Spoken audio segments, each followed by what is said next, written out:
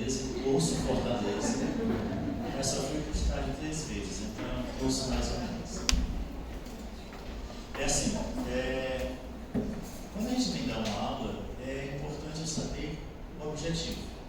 Eu não estou formando nenhum anestesista, mas eu estou formando um colega que vai, provavelmente, no começo, me atender um de nós na sala de recuperação anestésica, no UTI, vai conversar com o seu paciente, vai dizer o que é anestesia, como se processa uma anestesia, para não dizer assim as barbaridades que às vezes a gente escuta dizendo, por exemplo, uma obstetra diz, não, essa dor na coluna sua é porque você fez uma hack em 1922 e ainda tem dor na coluna hoje e é um anestesista.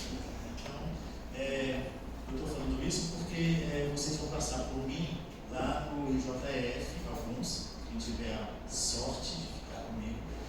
Na quarta-feira de manhã, vocês passam comigo, com a Daniela, com a Luciana, e a gente fala sobre anestesia. Tenho 2 aulas com vocês, uma hoje, que é a monitorização da anestesia, e a outra é o tratamento da dor, eu também sou clínico de dor. Bom, vamos lá. Anestesia, vamos falar sobre anestesia geral. Quando o paciente está com anestesia geral, ele está dormindo, não necessariamente sem dor.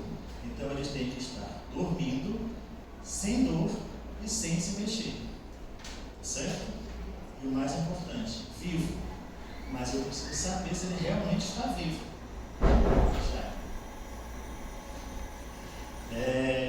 Eu tenho que saber se ele está realmente vivo. Por isso, eu vou monitorizar esse paciente. Além de alterações que ele vai apresentar durante o procedimento, ou por causa do anestésico, ou por causa do procedimento em si. Tá? Se for um paciente que está sangrando, é o procedimento que vai dar alguma alteração desse paciente, ou alguma alteração que ele já tem de base, se ele é hipertenso demais, diabético demais, está descompensado, se é uma urgência, enfim. E eu preciso ter essa monitorização. Uma das profissões que da medicina que mais tem processo, ainda bem que é nos Estados Unidos, não aqui, é a anestesia. Anestesia e cirurgia plástica. Anestesia por quê? Porque do jeito que você vem, tem que voltar. Então, se você vem mal, você pode voltar melhor, ótimo, mas eu não posso deixar nada acontecer com você, porque você vai estar indefeso. Eu sou o guardião disso. Então, o que significa isso? Se você vai para anestesia e o cirurgião é ótimo, passa a cirurgia toda com o cotovelo em cima do tórax do paciente, ele acorda com uma dor, ou eventualmente, estou exagerando, uma fratura de costela, a culpa é minha. Eu posso ser processado por estar em defesa, está nas minhas mãos. Se o cirurgião começa a afastar demais o braço do paciente, estende o braço e tem uma lesão de plexo braquial, a culpa é minha. Se não colocou um coxinho, teve alguma lesão de nervo, toda a culpa é do anestesista. Sempre. Se tiver um interno, se tiver. E aí vai.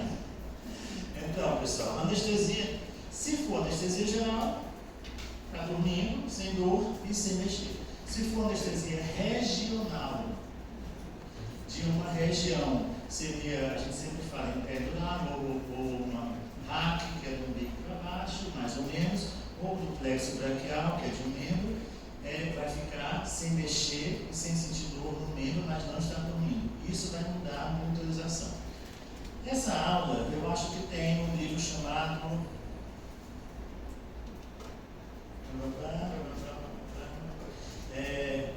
Anestesia para o Médico Generalista, tá certo? Mas, vocês conhecem o Dr. Manuel Cláudio? Ninguém gosta dele. Manuel Cláudio, eu sei, o treinamento do a gente é bem amigo, que ele faz assim, preste atenção nisso, o que for da prova vai estar na aula. Tá? Vamos lá. Eu sei que são muitas cadeiras, muitas matérias que fica meio enrolado, então vamos direcionar bem para a aula e você entender bem a aula, com certeza vai desvendar bem as questões de novo. Vamos lá. E anestesia regional ou anestesia geral.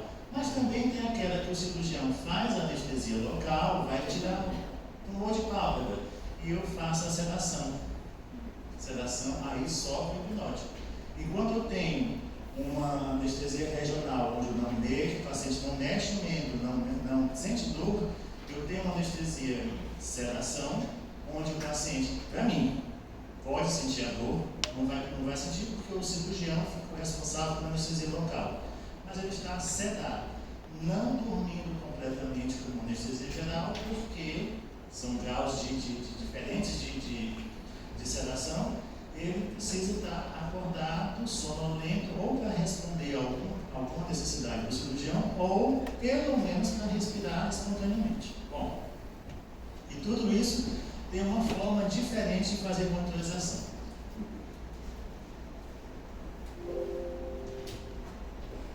Não passa.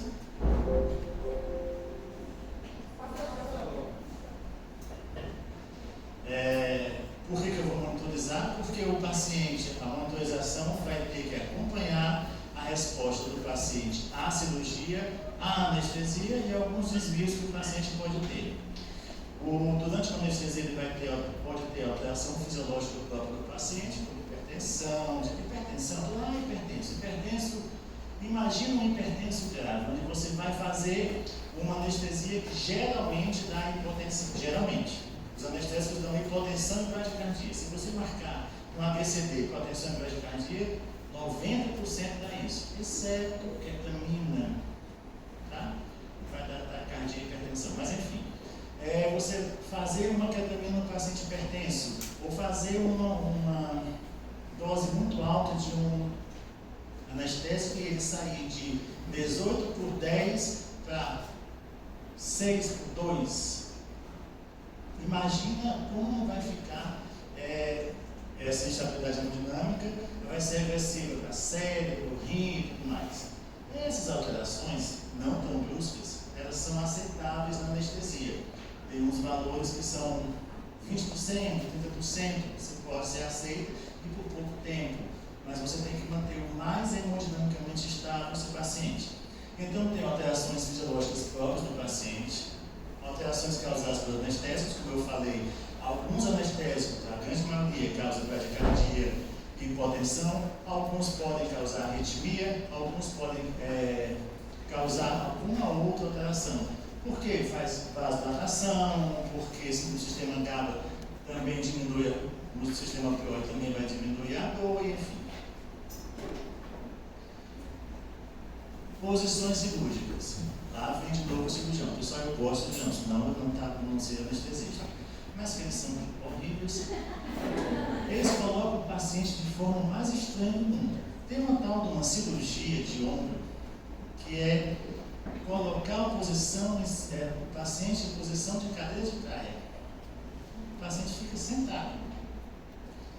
Imagina o paciente sentado, sem apoio, entubado, a cabeça cai, você pode ter lesão de cervical, então você tem que segurar a cabeça.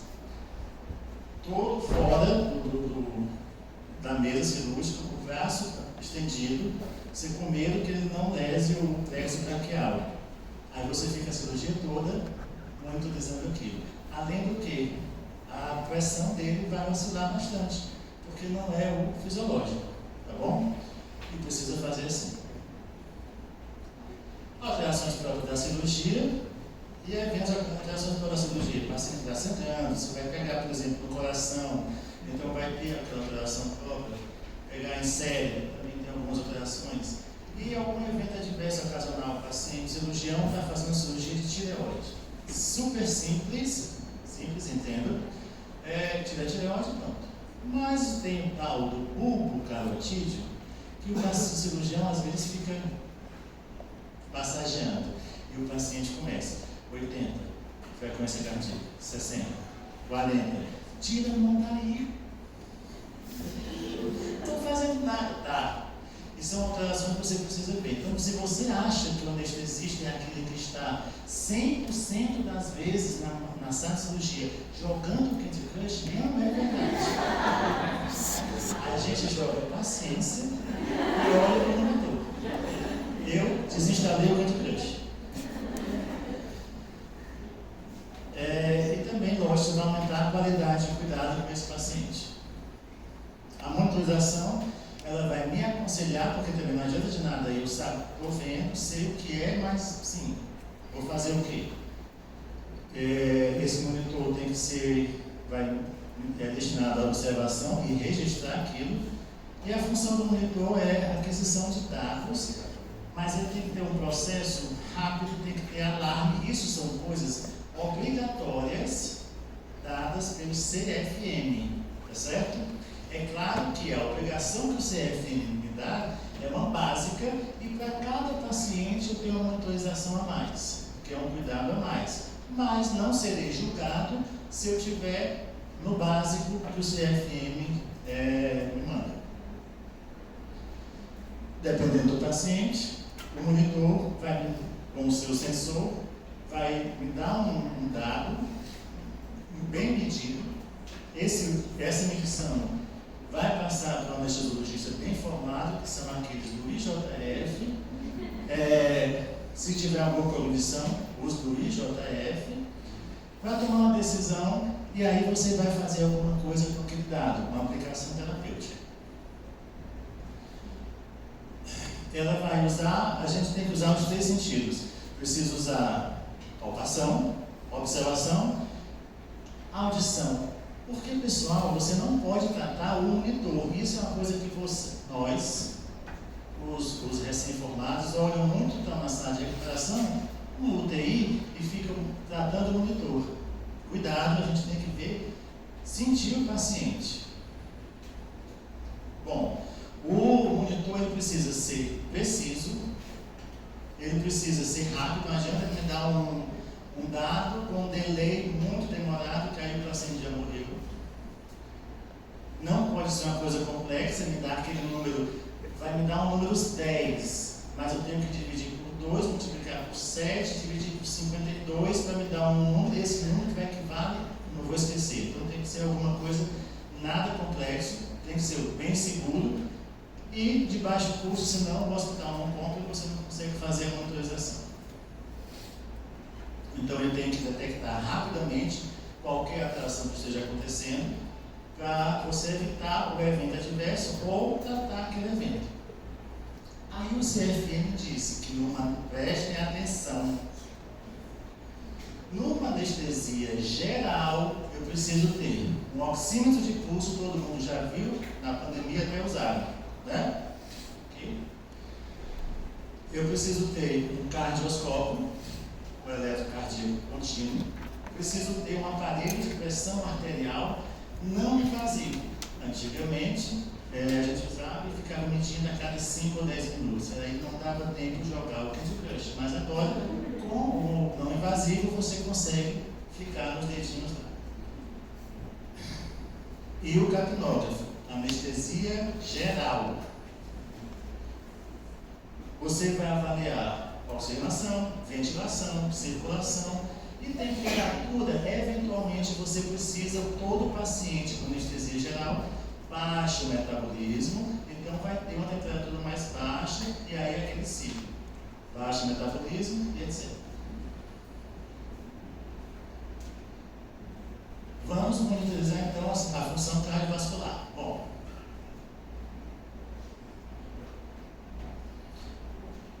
eu não era anestesista na época, tá? Mas a gente não tinha tanta monitorização assim, eles não tinham tanta monitorização assim, e você fazia a ausculta cardíaca contínua. Por quê? Você sabe o que é halogenado na anestesia? Cevolano, isoflurano, tá. Esses anestésicos, que são mais novos, são os halogenados, você fazia muita anestesia só com a máscara que você... só máscarazinha para criança. Esse anestésico, ele vai ao pulmão, alvéolo, sangue, cérebro, sistema GABA, ceda o paciente. Mas eles causam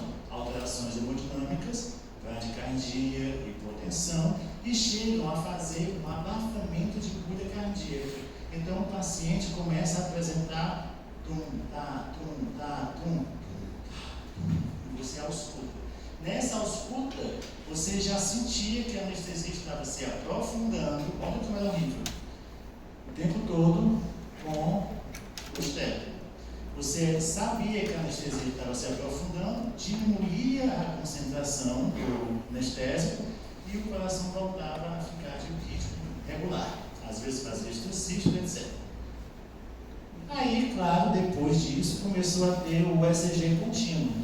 O ECG contínuo ele vai dizer se o paciente tem realmente uma atividade elétrica e vai me dar arritmias. A coisa que a gente mais se preocupa na anestesia é se tem hipóxia. A hipóxia geralmente é a causa de tudo que acontece de horrível na anestesia.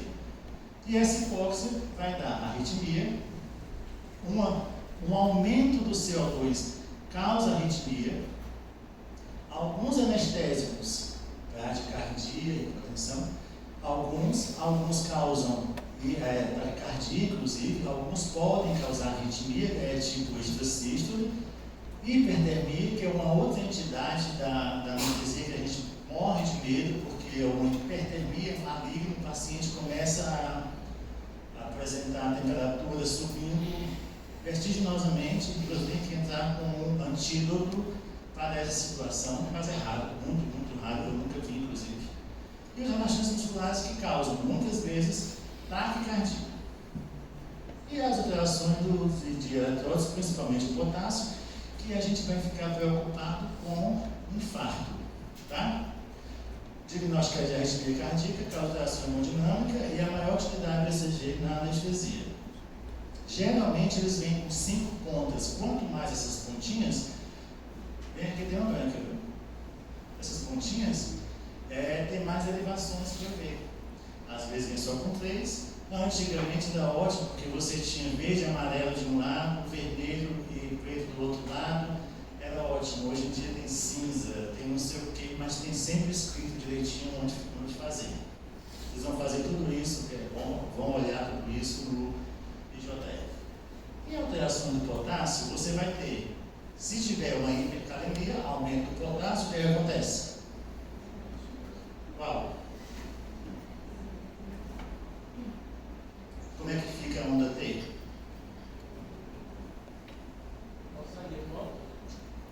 O aumento do potássio vai deixar a onda T articulada, tá certo? Ela fica bem alta. E se tiver um potássio? E por que eu vou pensar nisso? Muitos pacientes lá no JF, por exemplo, nós temos o centro de queimados. Pacientes com queimado, grande queimado, tem uma liberação muito grande de potássio. Um relaxante muscular específico que a gente usa, que é a succinilcolina, aumenta o potássio. Então você faz anestesia num paciente que já está com potássio alto, faz mais succinilcolina, o potássio aumenta mais ainda, essa onda vai lá para cima, o paciente pode infartar, o paciente pode parar na hora e você tem que reverter tudo isso jogando potássio para dentro, usando a bomba de sódio de potássio. Enfim, aí tem outra coisa que a gente vai fazer na anestesia. É a monitorização para eu poder tomar a providência necessária.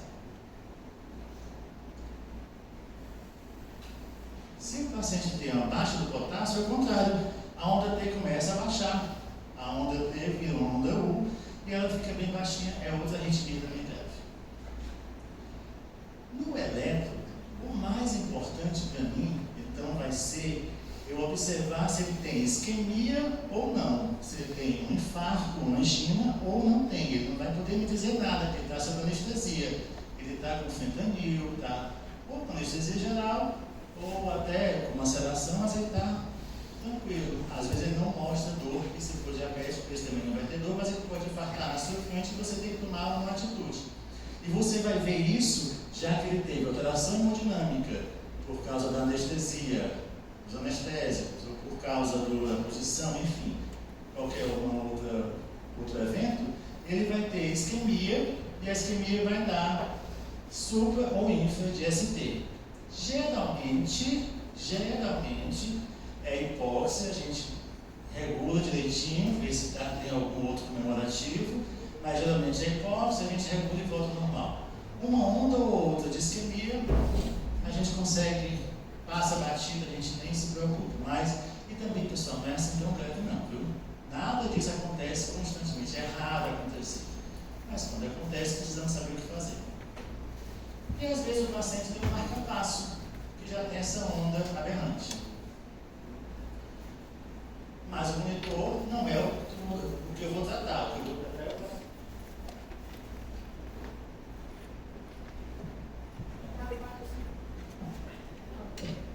O que eu vou tratar é o paciente. E o que eu vou fazer? Dou o diagnóstico de arritmia, que pode ser inexistente porque o monitor cardíaco está com algum problema, porque o cirurgião usa muito o estudo elétrico e às vezes, muitas vezes interfere, então você não precisa ficar desesperado. Às vezes tem um diagnóstico é difícil o diagnóstico de isquemia porque eu não tenho todas as derivações, eu tenho algumas derivações. Para a gente, a mais importante é deixar no monitor a derivação D2, que é a área anterior do coração, onde eu tenho maior chance de ter uma arritmia, uma isquemia mais severa. Né? Depende do cirurgião. Ele fica mas é rápido, é bem rápido. É muito rápido, nem se preocupe, tá? Mas dá interferência. Geralmente, existem sempre aquelas regras de cuidados na construção do hospital, tem que ter aparelho errado e tudo mais, tá certo? Mas dá uma interferênciazinha. E pode ter queimadura, é coisa elétrica, queimadura. E se queimar o paciente, a culpa é de quem? Do anestesista. Mas seria bom se fosse dele, né? E eles ainda botam um álcool jogado em cima, que é para poder fazer bem raiva, gente.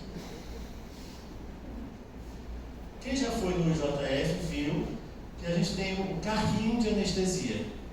A gente chama de carrinho, mas esse é um respirador.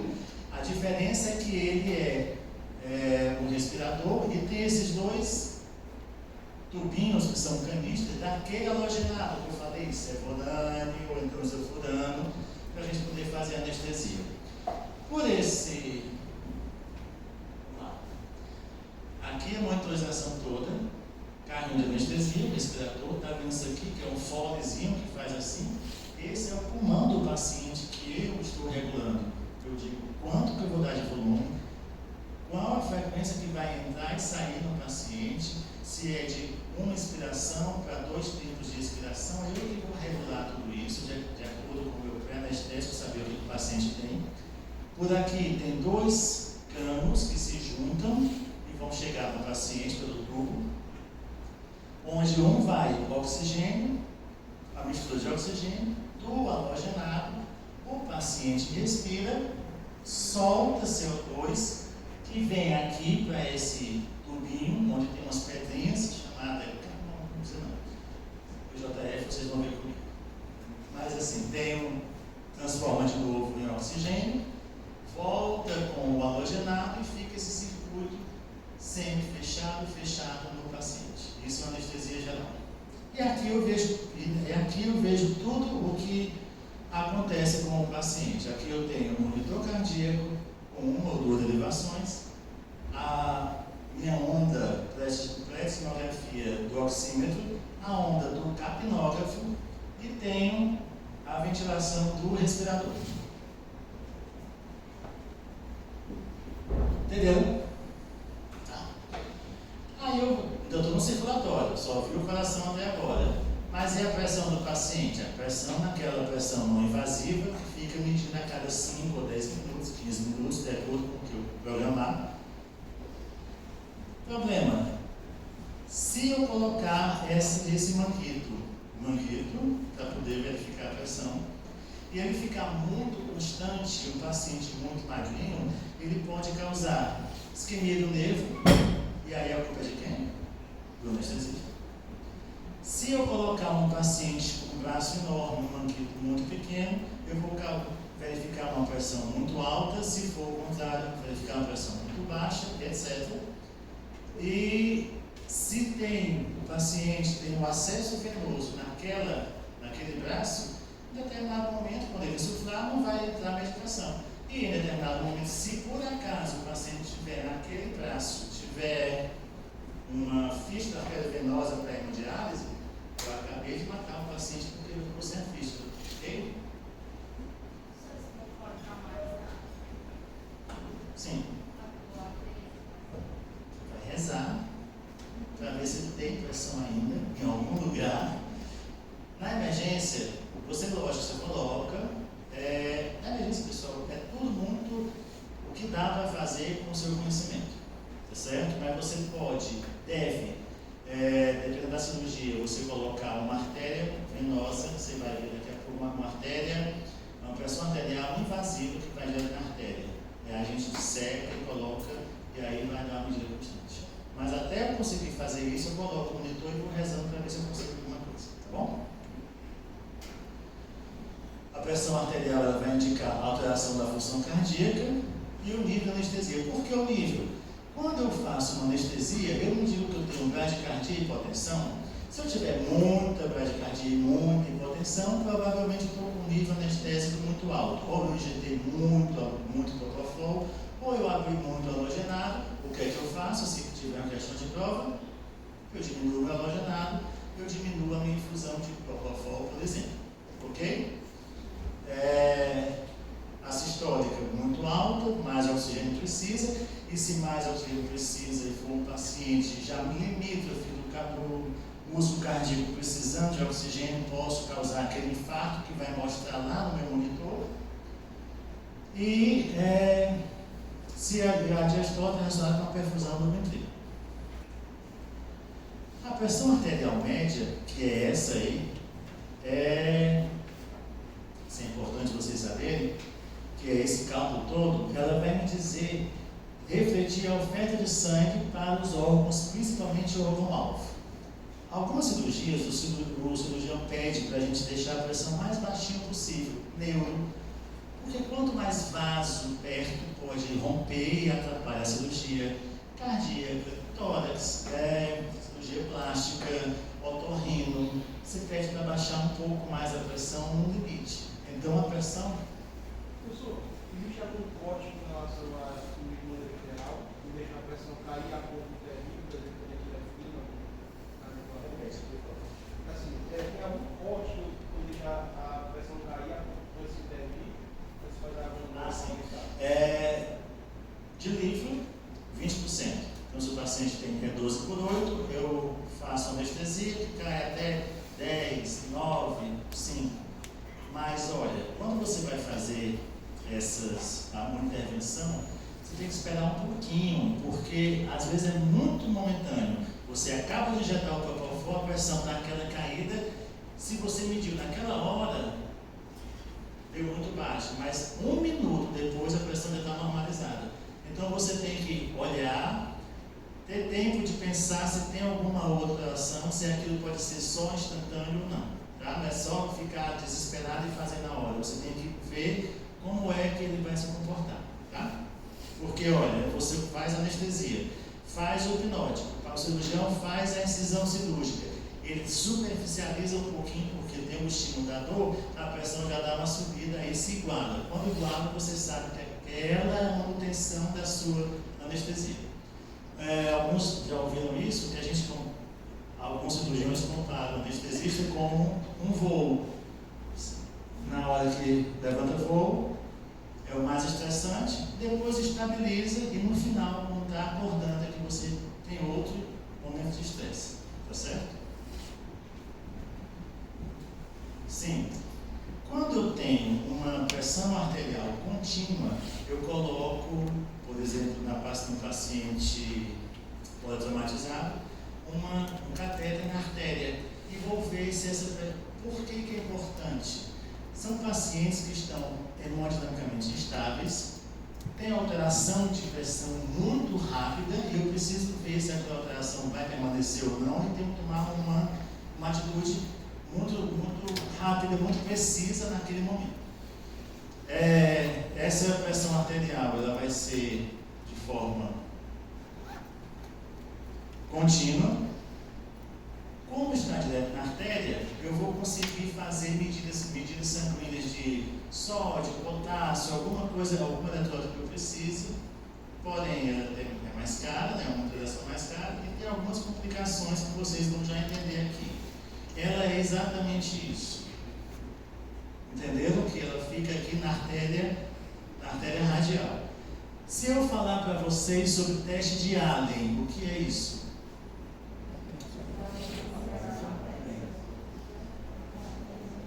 Oi? Sim, sim. O que é que eu faço? Eu vou colocar um catéter na minha artéria radial. Na minha, na dele.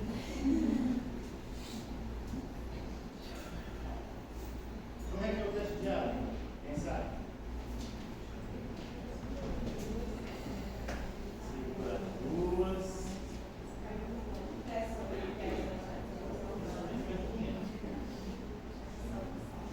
Daqui a mão. Estão ouvindo, né? Teste de Allen é importante saber, tá? Eu quero saber se as duas artérias, radial e ulnar, funcionam irrigando a mão dela. Porque eu não vou obstruir uma. Na hora que eu tirei o catéter, pode ser que ele obstrua de vez. Então eu preciso saber se ela vai estar com a mão permitida ou não. Tá bom? Então eu aperto as duas, ela fecha a mão, abre a mão, eu abro aqui e vi que ela ficou vermelha de novo. Pronto. Fecha a mão, aperta, abre a radial. Então ela funciona as duas. Se não funcionar a ulnar, eu não vou fazer a cateterização dessa radial, porque ela vai ficar viva da anestesia e maneta. E a culpa é. Então a aula já se garantiu só para saber disso, que é a culpa da anestesia.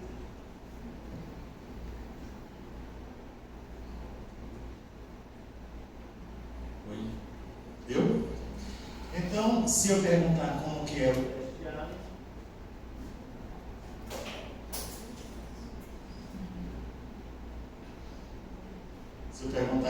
teste de Allen, todo mundo sabe. Então, tem algumas cirurgias que eu vou precisar deixar essa artéria invasiva, essa pressão arterial invasiva constante. Por quê? Porque eu vou ter. Ela é indicada em que tipo de cirurgia? Em cirurgias que tem uma emergência hipertensiva, aí os pacientes também podem traumatizar, os pacientes estão chocados, pacientes onde eu preciso fazer uma gasometria constantemente, por exemplo, cirurgia cardíaca ou cirurgia de tórax, pulmão.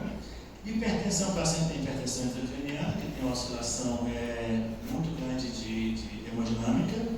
E pré-operatório de cirurgia cardíaca neurológica tem uma cirurgia de tumor de suprarrenal, onde o tumor de suprarrenal, na hora que o cirurgião pega no tumor, ele libera adrenalina, a pressão vai para 20 e eu tenho que entrar com nipride. Na hora que ele solta, a pressão cai para 5 e eu tenho que entrar com dopamina. Ok? Então assim você tem, são atitudes rápidas que você tem que tomar, por isso uma pressão arterial invasiva. Ok? Quando é que eu não vou fazer essa cateterização da artéria radial? Quando o paciente tiver doença vascular periférica, óbvio, coagulopatia, que o corpo não vai deixar de sangrar nunca mais, infecção ou queimadura no local. O que é que pode acontecer de complicação? Embolia arterial, insuficiência vascular no local, isquemia, trombose, necrose, infecção e hemorragia. Sempre tem hemorragia. Sempre tem hemorragia com complicação. Sempre vai dar hemorragia, não. Qualquer coisa com hemorragia. É como mulher de 40 anos. Que doença é essa? Mulher de 40 anos. Sempre é assim, né? Mesma coisa, hemorragia. É uma complicação de qualquer cirurgia. Às vezes a gente coloca a pressão venosa central também. Faz o acesso central e aí vai.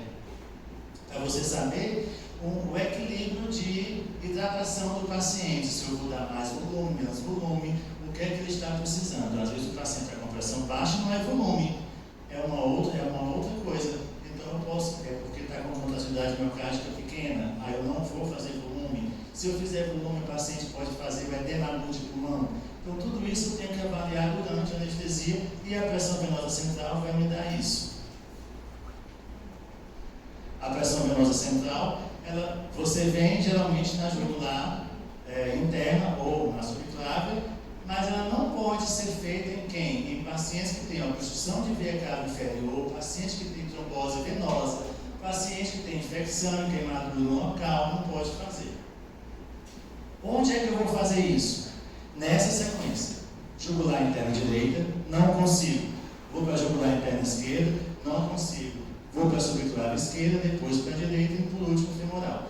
É a sequência, mas na realidade, se isso é verdade comigo, eu gosto, tenho prática de fazer na subclávia, eu faço na subclávia.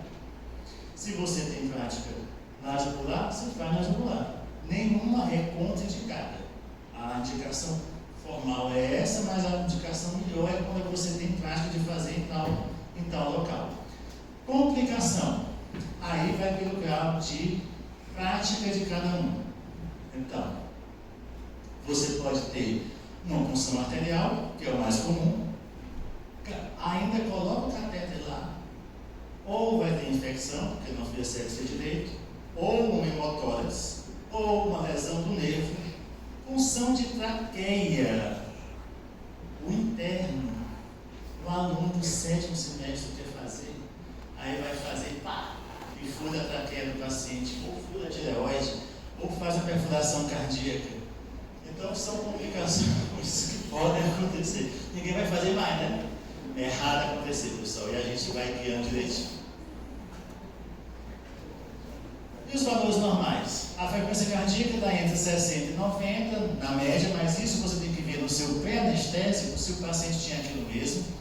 A pressão sistólica 11/8, a cada dia que passa é mais baixo, porque todo dia tem um, daqui a pouco tem que ser 5/2, porque né, sempre mais baixo, cada dia a cardiologia quer que sempre fique mais hipotenso.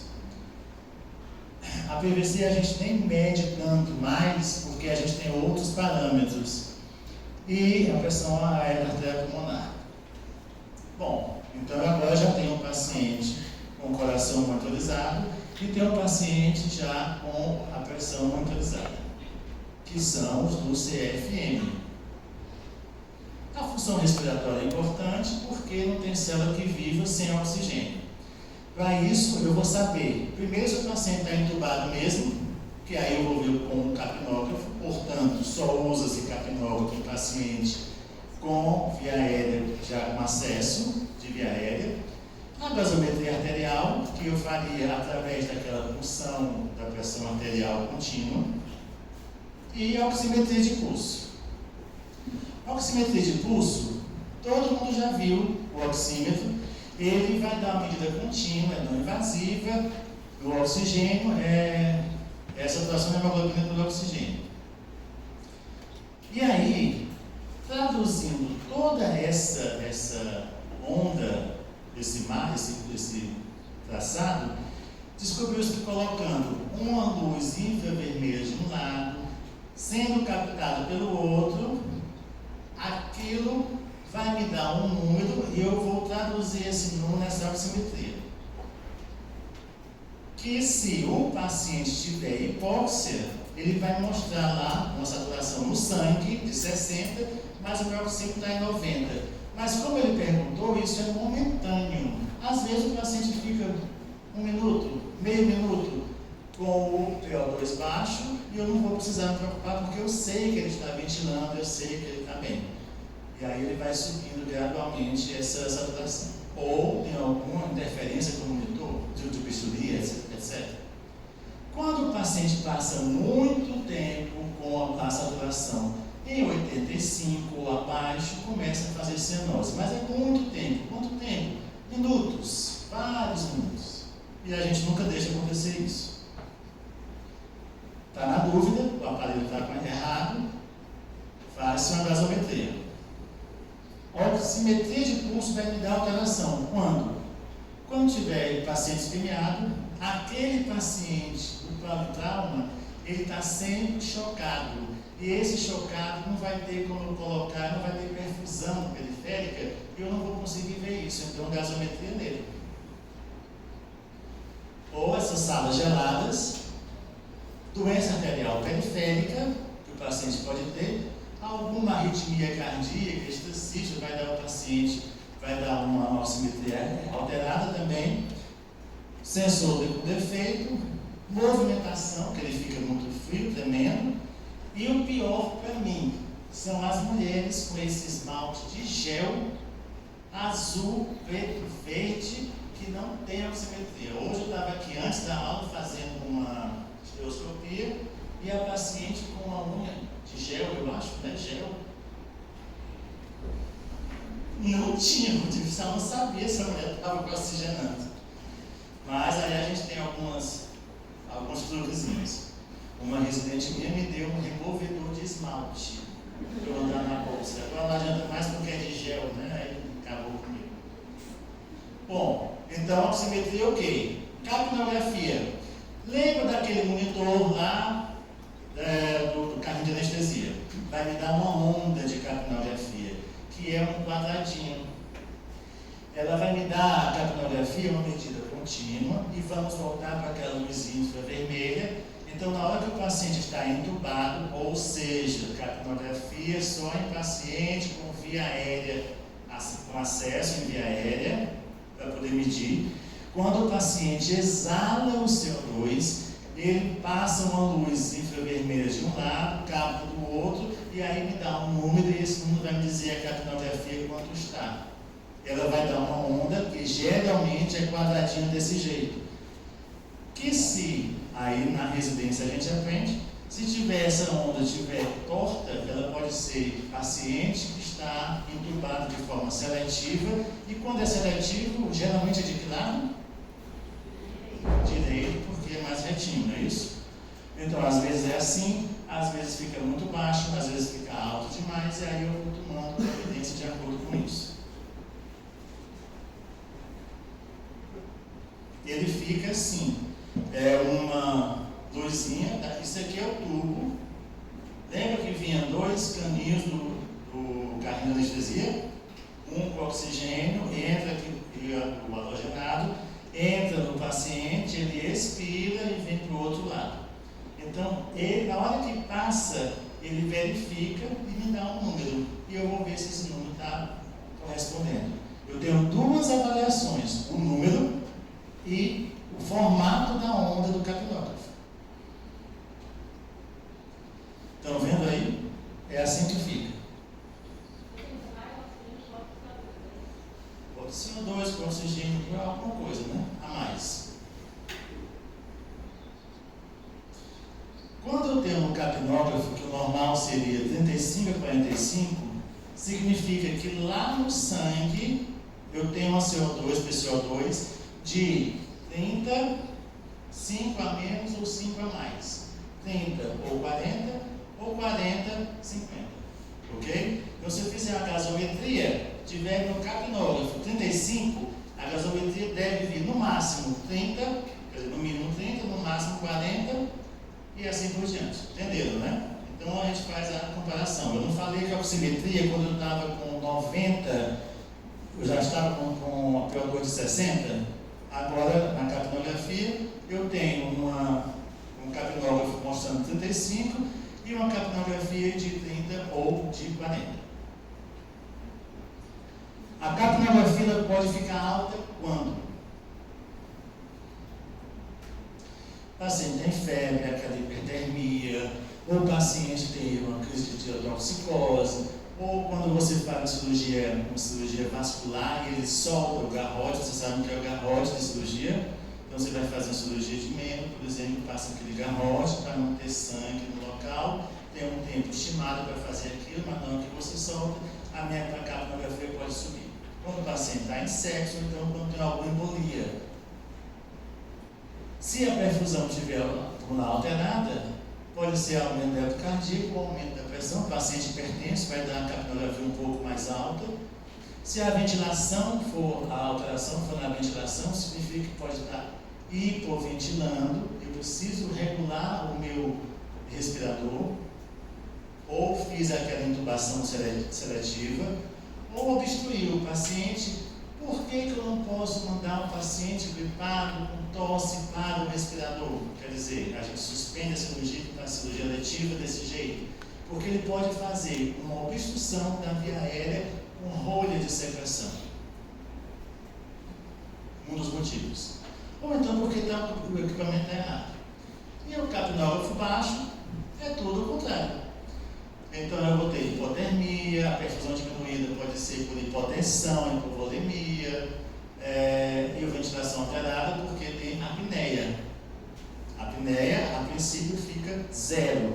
Depois começa a ficar quando eu ligo de novo o respirador, ele vai estar muito alto porque passou algum tempo com a apneia. Bom, então agora eu já sei que o paciente está vivo, respirando, eu já sei que ele está com pressão boa, mas ele está dormindo? Não é obrigação para o CFM eu saber a profundidade anestésica. Mas nós temos um monitor, que é o BIS, o índice biespectral, que ele mede, através de um número, graças a Deus, se o paciente está dormindo ou não está dormindo. Isso é importante porque se o paciente ficar durante uma anestesia geral acordado, ele pode fazer uma síndrome psiquiátrica depois, e a culpa é mesmo. Bom, então, eu não entendo nada de neuro, só o trivial básico. Daquele eletroencéfalo, aquilo é que eu não entendo. Mas, graças a Deus, é lógico que a gente tem, estou brincando, a gente tem um pouquinho, tem que ter aula disso. Mas ele passa, esse monitor, você coloca uns eletrodos na testa do paciente, e ele fica fazendo eletroencéfalo constante, mostrando a atividade elétrica. E vai traduzir tudo nesse número do BIS. Base. Tem outras coisas, tem uma espectrografia aí que a gente também lança a mão, mas não precisa tanto, só na residência. E aí, com esse número eu vou saber se ele está dormindo ou não. Se ele vai ser de 0 a 10. Quando eu tenho um paciente entre 40 e 60, ele está dormindo. Não vai lembrar do que a gente está conversando, do que o Sr. João falou, não vai acontecer nada, está tudo registrado.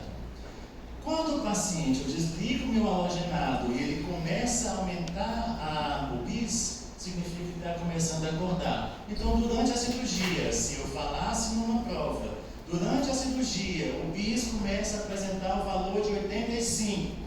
Qual a minha conduta? Aumentar a minha sedação, o halogenado,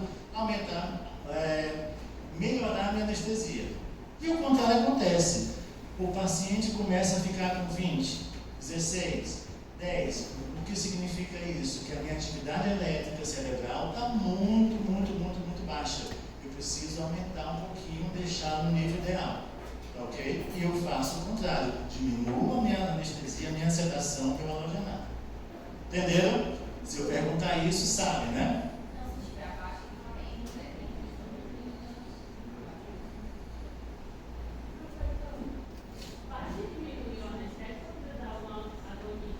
Não, diminuir porque se você fizer o agonista, você acorda. Você não quer, por enquanto não. Vou acordar, acabou a cirurgia e eu preciso acordar o paciente, eu tinha acabado de fazer o midazolam. Aí eu posso fazer um antagonista. Mas vocês não vão ter acesso a isso, exceto na residência. Então, notei às vezes. Vocês estão na sala de recuperação. E eu cheguei lá e disse para Jaime, que eu só me lembro dele, que foi meu aluno da conta. Jaime, toma conta, anestesia geral, e ele vai lançar mão de quê para saber se pode dar alta ou não a esse paciente da sala de recuperação? Não, fica 1 hora. Quem disse que em 1 hora ele acorda direitinho, a ponto de ir para o quarto. Porque esse paciente lembra, ele estava dormindo, ele acorda. Ele estava sem mexer com relaxante muscular que pode recircular e ele voltar a não ter, voltar a ter relaxamento muscular e ficar sem respirar no quarto. Ele estava com uma dose alta de opioide que dá depressão respiratória que pode voltar a circular. Então vocês da sala de recuperação vão ter que avaliar. Como não vão ficar o paciente andando no hospital com o BIS, Então você vai saber se ele está acordado, mexendo e tudo mais, através de uma escala importante chamada escala de Aldrich-Kulik. E essa escala, ela fala sobre atividade muscular, respiração, circulação, consciência, saturação de oxigênio. Se eu fosse vocês, eu olhava bem essa tabela. É importante para a vida. Calma. E aí eu tenho, se o paciente está deitado, já deixei o paciente lá, eu já digo, olha, está tudo bem. Aí o Jaime começa a ver que o paciente, seu João, mexe a perna. Ele não mexe. Não mexe. Então já tem pontuação 0. Respire fundo, tussa. Vai dando a pontuação até você chegar em quanto? De 0 a 10, quanto que ele está ali. E vai ficar vendo isso a cada X tempo. 10 minutos, 15 minutos, meia hora, para poder dar alta a esse paciente com segurança. Ele segurar muito tempo no mesmo nível de Aldrich-Kulik, tá certo? Quanto você vai ter que dar? 8. 7, 8, mantendo por 1 hora, pode dar alta. Ok? Entenderam, né? Essa aula tá aí, viu? 8, 7, 8. Olha aqui a minha pressão arterial em 20% do pré-anestésico. Você vai lá na fichinha, viu que o paciente tinha uma pressão de 14 por 8, ele está com 12, vai lá, está com 6, não vai.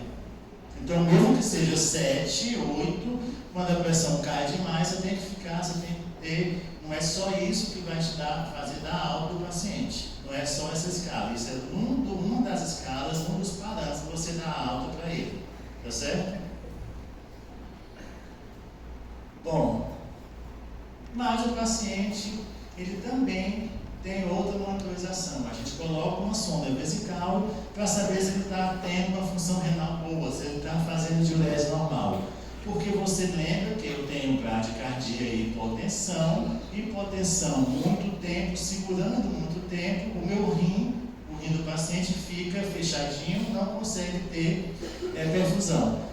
O risco de insuficiência renal aguda no pós-operatório de anestesia geral é de 1%. O risco fica bem maior se o paciente já tem alguma história antes de algum problema renal. O maior fator de risco é doença já pré-existente, e a melhor proteção é você manter esse paciente normotenso, tá certo? E evitar drogas nefrotóxicas, como alguns amicacina, por exemplo, um antibiótico.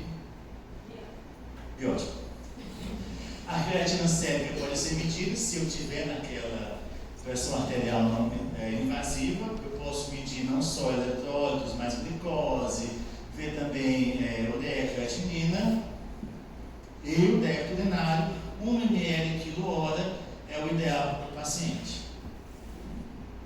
A monitorização ela reduz então a mortalidade do paciente. Vamos lá. Muito chato? Ninguém diz não, tá alto.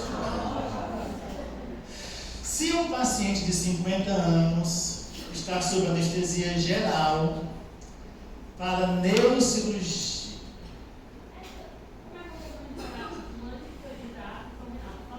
sonda vesical. Eu coloquei, não, calma. Cirurgia extensa, porque tem um risco de infecção. Você sempre que você fazer qualquer coisa na medicina, você vai ter é bom, é ruim para o paciente. Cirurgia de 20 minutos vai passar a sonda para quê? Cirurgia extensa de 6, 7 horas, com alteração hemodinâmica importante, você vai colocar uma sonda vesical, já é de praxe, é normal. Então você vê por isso e por dosagem de creatinina sérica. Não foi? No último slide?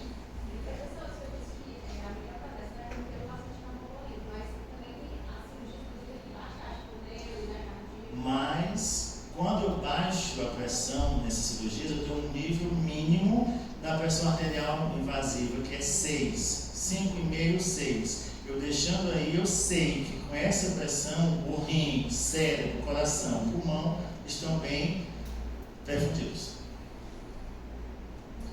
Então, o paciente com anestesia geral, e a cirurgia é uma cranectomia para o tumor frontal, com tempo cirúrgico de 8 horas, o paciente é hipertenso grave já no pré-operatório. Qual a monitorização dita pelo CFM?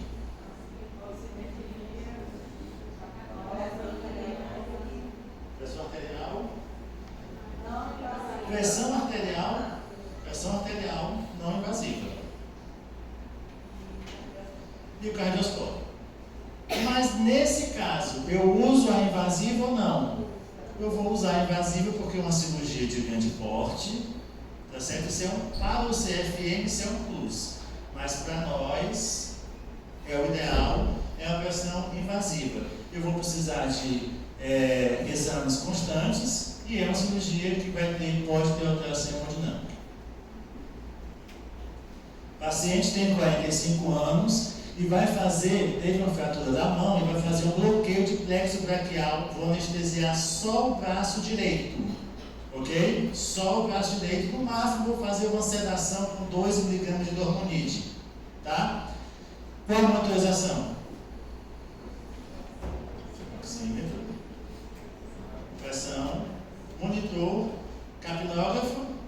Não, só membro superior, é uma regional. Tá certo? Mas eu vou usar o BIS ou fiz a sedação? Vou usar o BIS? Não. Se é uma sedação, posso usar? Posso, mas não precisa. Só que, e isso foi um caso de hoje.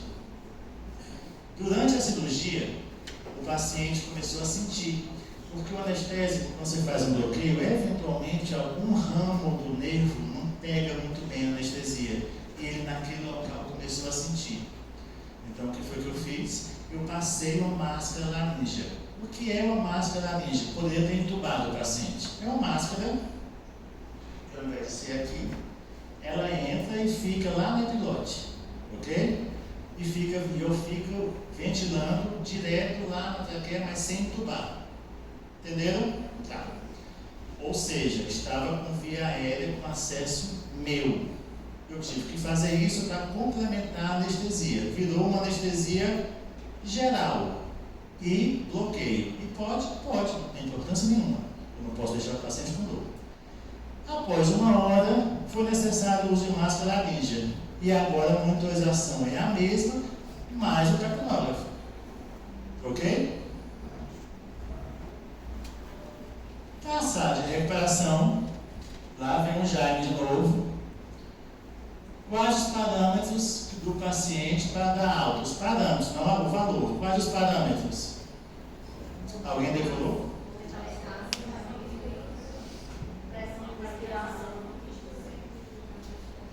São esses os parâmetros. Na sala de recuperação você vai avaliar tudo isso. Ok?